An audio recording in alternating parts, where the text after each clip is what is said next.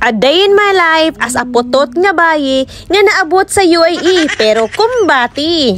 So for today's video day, sa mga kabistak to gibatig kanya nga inyong ante oy. So for today's video mga kabisdak, gilaay na si ante pinoyoan ng iyang kwarto.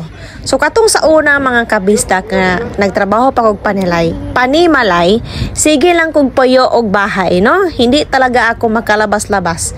Makalabas man mga kabisdak pero isang oras lang sa isang buwan. Biruin nyo yun mga kabisdak. Ngayon na nagtatrabaho na ako dito sa labas ng bahay, ay talaga naman tinatama ng inyong ante na maglakad-lakad sa bahay.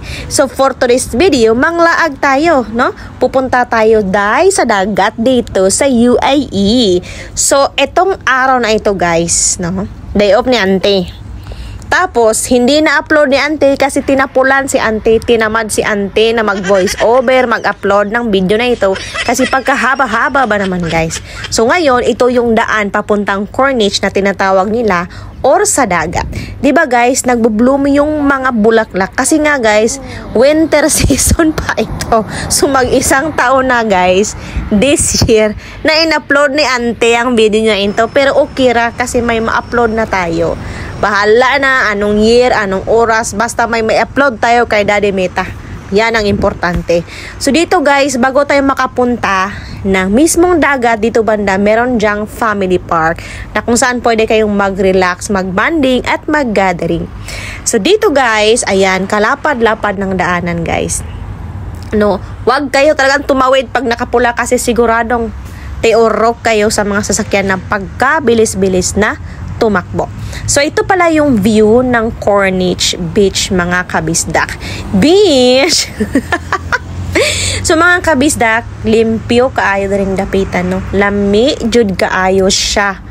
Kanang tambayan, ang ganda niyang mag-relax-relax kayo dito kahit umupo man lang.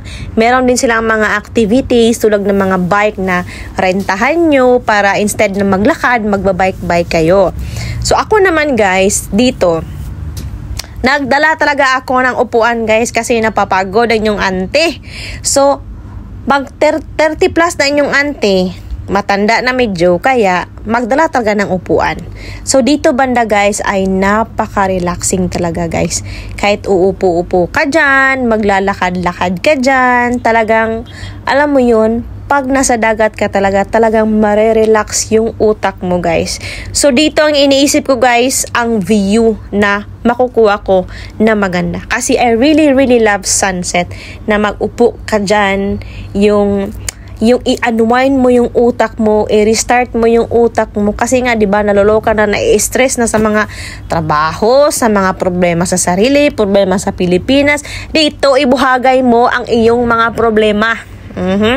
Ayan, mag-ikot-ikot muna si auntie kasi nagandahan talaga ako sa sunset guys. Si auntie ay mahilig talaga sa sunset. Kaya guys, tingnan nyo, bigyan ko kayo ng isang ikot ng ating paligid. Ering gibedli. Dito guys, kahit na paulit-ulit akong pumunta dito guys. Ngayon ko lang talaga na-videohan ng vonggang-vongga. Nang vonggang-vongga ang place na ito guys. Kasi nga guys, laging puno ang ating cellphone. Kaya guys, ito na lang talaga yung pinaka formal na na-videohan ko yung Corniche na nakasalaag ako dito guys. So pasensya na guys, no, si Ante ay Bisaya, nag-mix saksak sinagol na ang mga sinasabi niya dito. Baala na kayo mag-adjust, kayo nang mag-adjust sa akin, no. Total meron namang magandang view, wag niyo lang tingnan ang mukha ko guys. So ito pala yung area guys, napakahaba ng area na ito na kung saan yung mga tao nagja-jogging, nagwo-walking, nag-i-enjoy. Ayan. 'Di ba?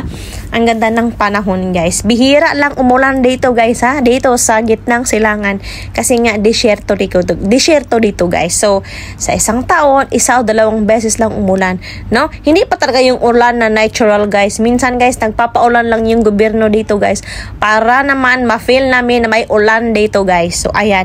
Dito banda guys, dito yung area na libre. Kasi opposite na area nito, I mean sa tabing area pala nito ay may bayad na 10 dirham. Ang pinagkaiba lang guys is meron sila doong upuan, yung meron silang mga cottages na pwede nyong rentahan, may iba nga libre, tapos pwede kayong umupo doon sa may upuan na may umbrella, yung talagang mga accessories sa beach ba? Kasi dito sa may free guys, walang mga accessories na ganyan.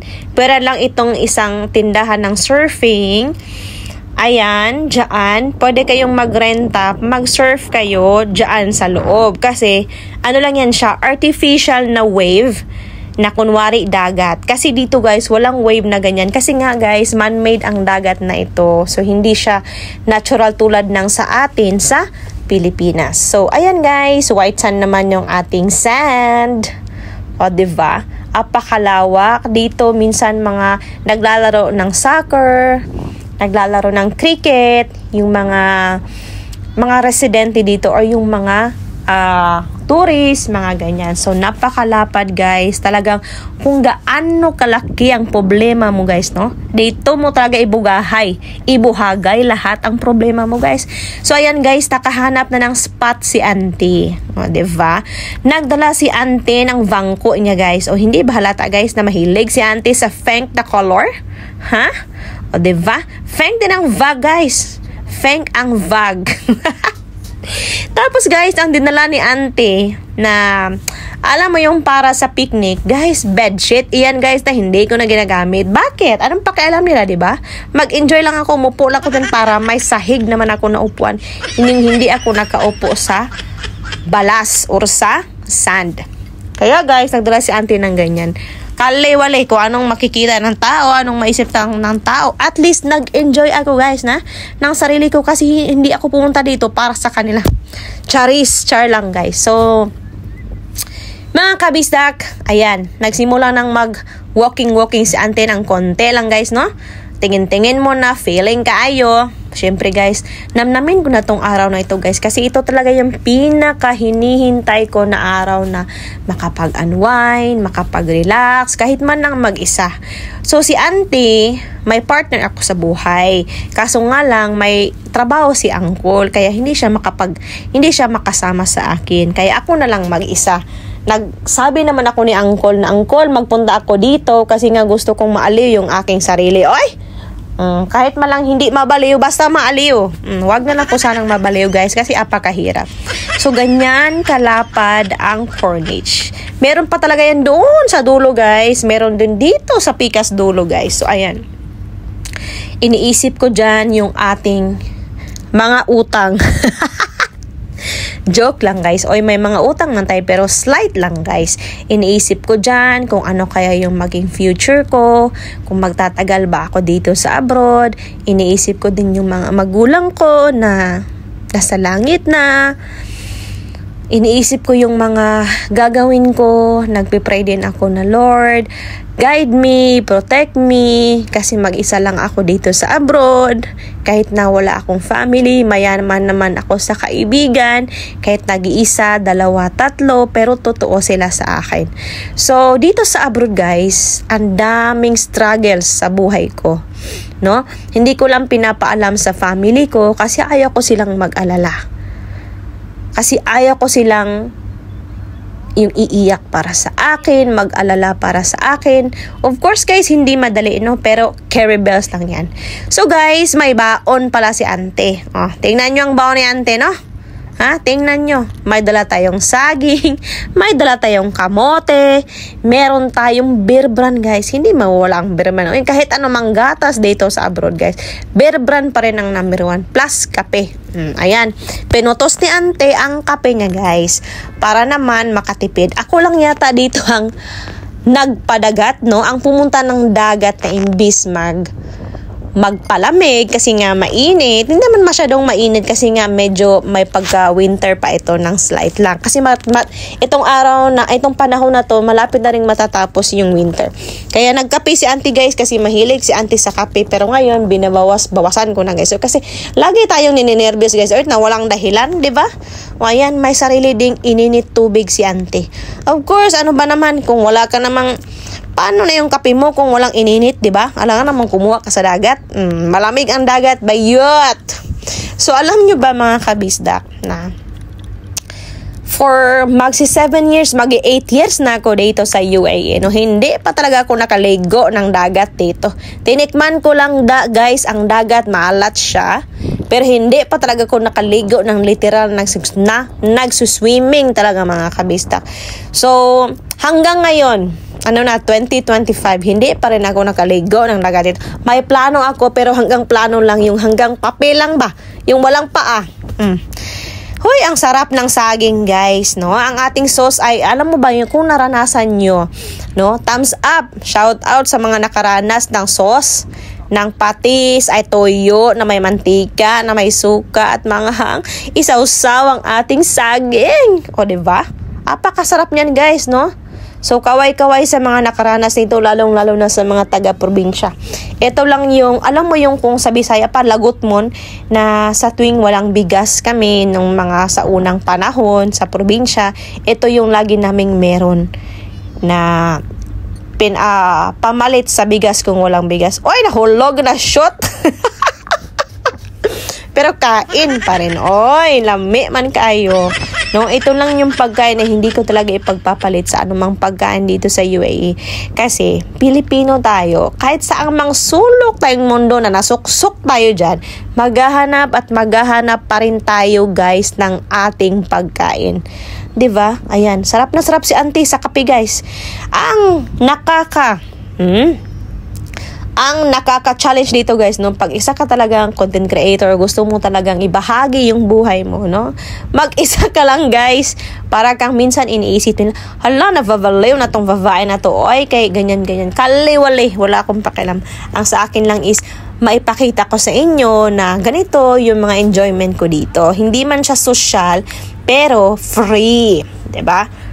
Ito yung pinaka magandang bagay na alam mo yun, na ma-enjoy mo yung nature. Hindi lang yung puro mga social. Kasi hindi man tayo social, guys. Pobre lang naman si auntie. Kaya, I love nature. Diba? Tingnan nyo ang falebot, guys. Oh, may parachute pa talaga dyan, guys. Kaya nahagip ko sa camera, guys. Ayan ang palibot ng Corniche. Sa kabila niyan, may mga building. Napakamalalaking building, guys. Ang tatangkad ng mga building, guys. Tsaka, ayan, oh. Diyan, alam mo yung may malapit siya sa may sunset. Yan yung Marina Mall. Meron din ganyan sa Dubai, guys. Pero, ang tawag nito, medyo may pagkakaiba lang sa disenyo. Diba? Ang ganda ng langit, guys. Yan, mag-enjoy muna kayo, guys. Apakaganda ng view pag sa sunset talaga.